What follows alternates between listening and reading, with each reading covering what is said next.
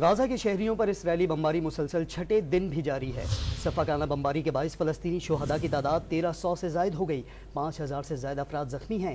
اسرائیل کی طرف سے نہتے فلسطینیوں پر فاسفورس بموں کے بعد کلسٹر بم تک برسائے جا رہے ہیں، جبکہ ریڈ کراس نے بجلی بحال ہونے پر اسپتالوں کے مردہ خانے میں تبدیل ہونے کا خدشہ ظاہر کر دیا۔ اسرائیل نے تیل اور پانی کی فراہمی بحال کرنے کے لیے حماس کی حراست سے قیدیوں کی رہائی کی شرط رکھ دی۔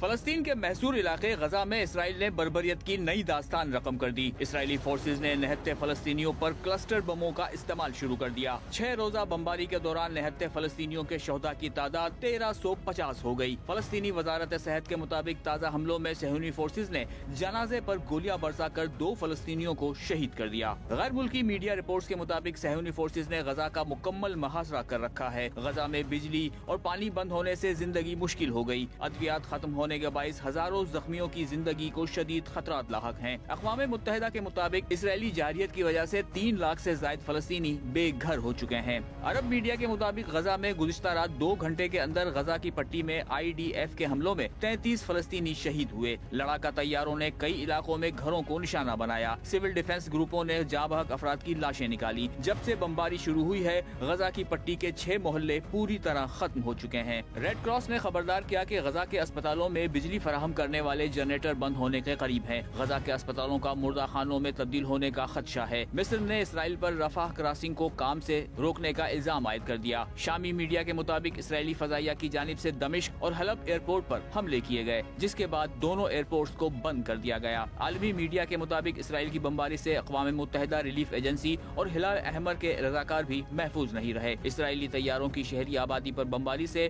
UN ریلیف ایجنسی کے 11 اور ہلال احمر کے 7 رضاکار ہلاک ہوئے ہیں۔